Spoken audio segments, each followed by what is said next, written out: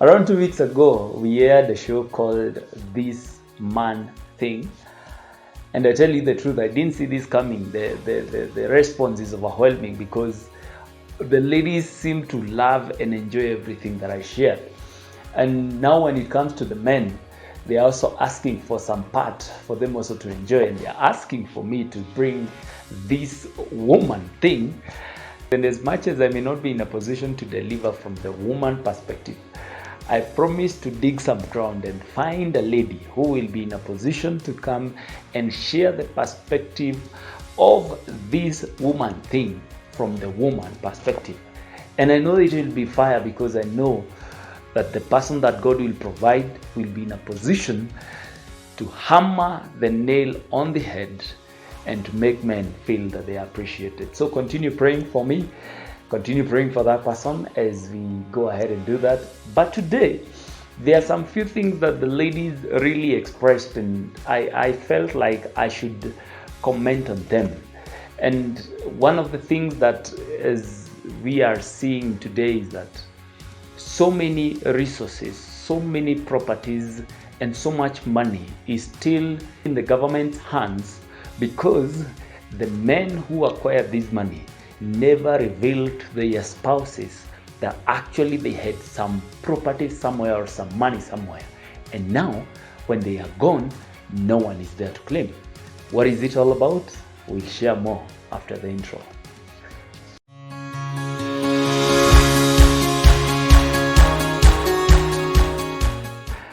The book of Proverbs chapter 13 and verse 22, it says, and I'll read, that a good man leaves an inheritance to his children's children, but the wealth of the sinner is stored up for the righteous. I just want us to take that first part that says that a good man leaves an inheritance to his children's children. And the question that I want to phrase to you as a man today is because this feedback was so overwhelming from the women, and the articles in the newspapers are there, in the social media are there, that the Central Bank of Kenya has quite huge resources amounting to billions and billions of money that has not been claimed by anyone because most likely the men who want these properties and these resources are no more. And they didn't even reveal this to their wives or to their spouses.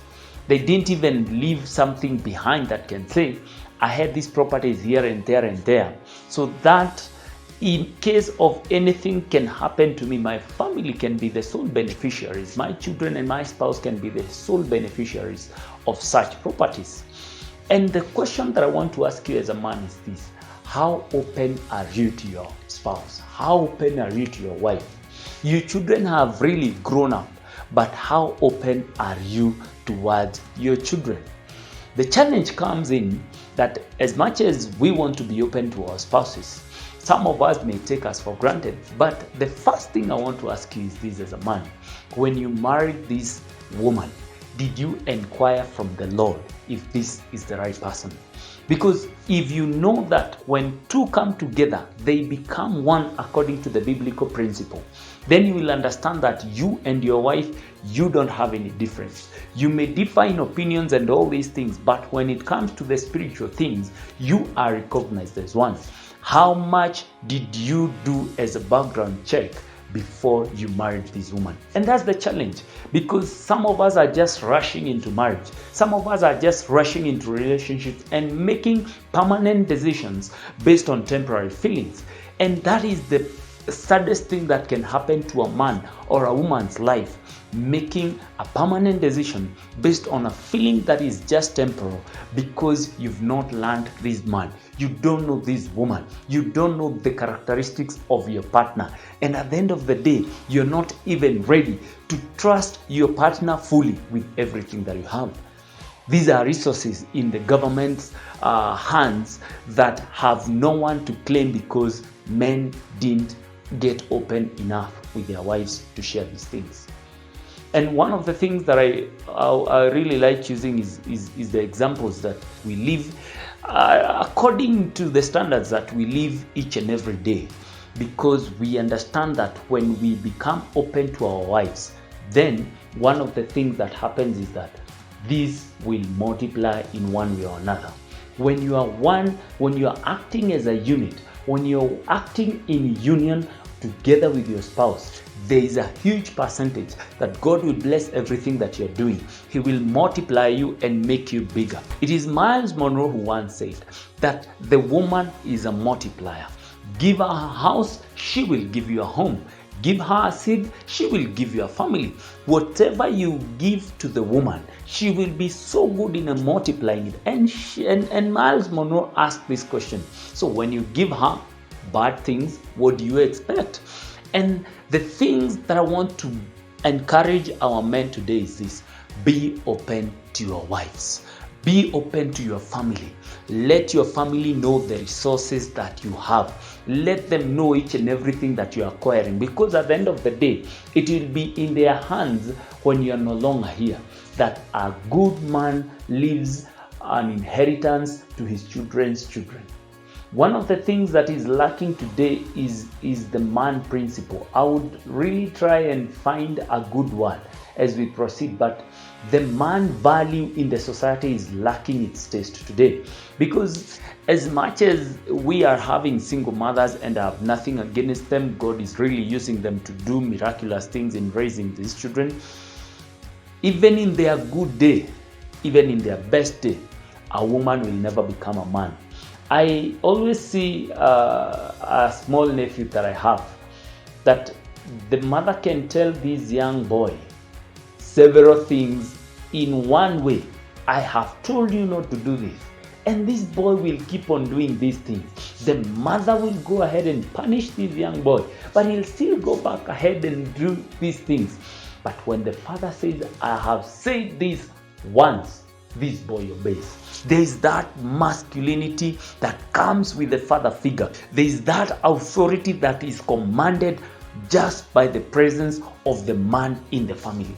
And as much as we may want to push it off and say we are better off without the men, let me assure you, ladies, even you yourself know, and I have a friend and she will testify, when she's going to the shop before she got married, I'm talking about you, Miriam, he would go with his nephew, and he's a boy, nephew, and she would feel so secure because there is the presence of a man, yet she's older and the boy is younger. That's how impactful the presence of a man is. And I know she will comment down there and say it's true. The man thing that we want in the society today is the transformative man thing. Leave an inheritance for your children's children. These women, number two, these women, we said last time that as much as you will provide for them, as much as you will do all these things for them, they need security. And here is a place where I might be, crucified because of saying this again, but these women, kindly, if you're a man and you just went to a woman and you told this woman, and that was it. The marriage began. I want to challenge you today. Go ahead and make the important steps. Go ahead and make the required steps of giving this wife a marriage certificate. It may not be something big, because when she's holding this certificate, we have heard of stories whereby the husband is deceased and there was some property, but because there was no security for this woman, there was no security for these children, they are thrown out into the streets. They are claimed that they do not belong to this man because there was no sense of security in this marriage in the first place. I am encouraging you. I am challenging you today. Go ahead and give your wife, give your woman a sense of security. We have been accused, and I agree to such a percentage, that even some of our accounts, our next of kin are our mothers. And the women will just tick, just share that emoji there and say it's true. Because we have not been in a position to learn our wives so well. We've not been in a position to learn our wives in a way that we can entrust them with everything that we have. And the challenge comes in, and I always share this, that before you married this lady, you used to take her for an out. You used to, surprise her in so many things. But what happened when she got into your house? Did these things end? Did she change? The challenge with so many men is they take marriage to be a destination rather than a starting point. What do you mean, William? For these women to feel they are loved, you need to continue with the things that you used to do even before you get married. Ladies, can I hear hallelujah? I see. Because as much as we may want to continue pleasing our women, when they get into the house, I don't know what gets into our minds that we think it's the end of it all. The goal is achieved. I can no longer do anything. You actually even decide to go out with your friends, forgetting that your wife should be your first best friend. And when these things are happening, there are loopholes, there are places that we are leaving for the enemy to come through and ruin our marriages today. I love my friend. He shared this one thing. I don't know if he's the one who came with it or it was just shared. That if you don't talk to your woman, someone else will.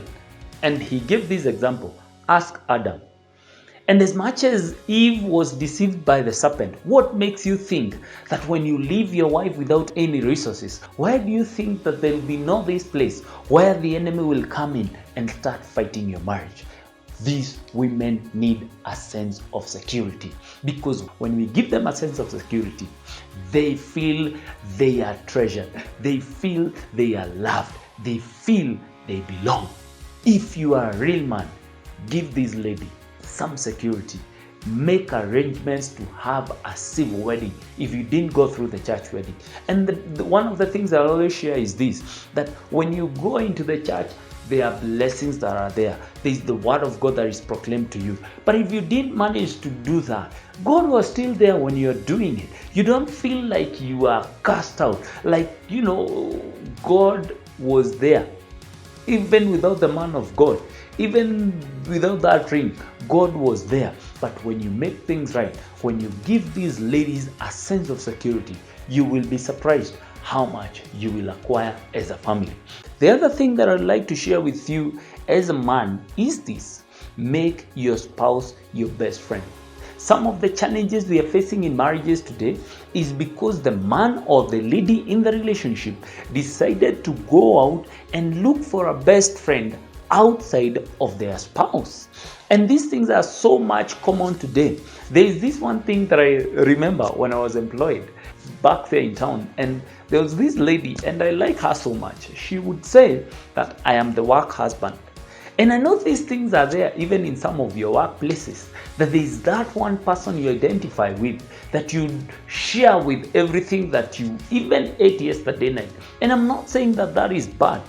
But if you cannot be in a position to share this with your husband, if you cannot be in a position to make your wife your best friend, then there are things that are going on. In the book of Proverbs chapter 18, verse 24, it says, "A man who has friends must himself be friendly, but there is a friend who sticks closer than a brother." So many years back, we used to have this saying that would be stated that blood is thicker than water. But the lives and the times that we are living today, some may strongly disagree with this statement, because as much as a brother is supposed to stick closer to you, as the Bible is recording, so many of our people are pushing us away. So many of our people are actually getting jealous when we are getting blessed. So who is this one person that you should be in a position to keep closer than a brother? This, number one, as much as Jesus Christ is there and he sticks closer than a brother, the other person that should stick closer is your spouse. The question is, can your wife say that you are her best friend? That's a question that I want to phrase to you. How much have you shared with your wife that she can be in a position to stand boldly and say, there is nothing that my husband hides from me? I have this friend of mine who I was actually listening to tonight, and he was saying that his wife was actually called out for coffee by another man. And this lady, because the husband had made the wife her best friend, the lady came and told the husband, so and so has called me out for coffee. And the lady had made it clear to this guy who is calling her out for coffee that I am married, I have a husband, and we are having a happy family. But this guy goes ahead and insists, I just need to take you out for coffee. If this man had not made the wife her best friend, do you think they would have shared that with the husband? Your guess is right. I don't think so too. These are some of the tactics that the devil will use to come and ruin our households. Why? Because we are not friendly to each other. We are not open to each other. We do not go ahead and share the things that we have as a family. And one of the things that I shared as my previous point is this: make your wife secure. Tell her all the things that you have. Share, because it is very interesting that some of our best friends, male friends as men, know so much about our properties even than our wives. You should make your wife know everything that you have. Let your wife be the person you are sharing with everything that God has given unto you. Because at the end of the day, you took that woman out of her father's household. You got out of your father's household, and you became one, that you may prosper together, that you may raise children together. And at the end of it all, be a man of your words in everything that you say. The last thing that I would like to share with you is this, and I see this quite happening. You should lead from the front, not just in matters concerning family, but in matters concerning spirituality. The question that I want to ask you as a man is this: how many times are you the first person to prepare on a Sunday morning, or that day you go for worship, that you are number one to lead your people to the praise of worship? Because at the end of it all, we need to agree on this thing, that it is not by our efforts, it is not by our strength, but everything we have comes from God. Should be in the book of James chapter 1 verse 17. Just down there says that every good and perfect gift is from above. So if you don't acknowledge where all your energy and your resources are coming from, how much more do you think that your family will recognize that they need God for them to lean on Him? We cannot make it on our own.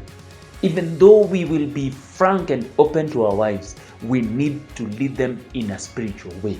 We need to lead our children to know God more. We need to lead these children to be in a position to know God from their young age. And when they grow up, they will never depart from it. I know, and we have been crucified, that most of these men, what they do is that they will visit the recreational places, call it bars, call it restaurants, more with their children than in churches, than in places of worship. Let me just use that general word, places of worship. And as much as I said in my last show, that children will not learn from what you're telling them, but what they see you doing. When you lead them in the wrong places, at the end of the day, they'll just become what they saw you being. So make a choice that today I will be in a position to lead my family. I'll be in a position to make my wife my best friend. I'll be in a position to leave an inheritance to my children.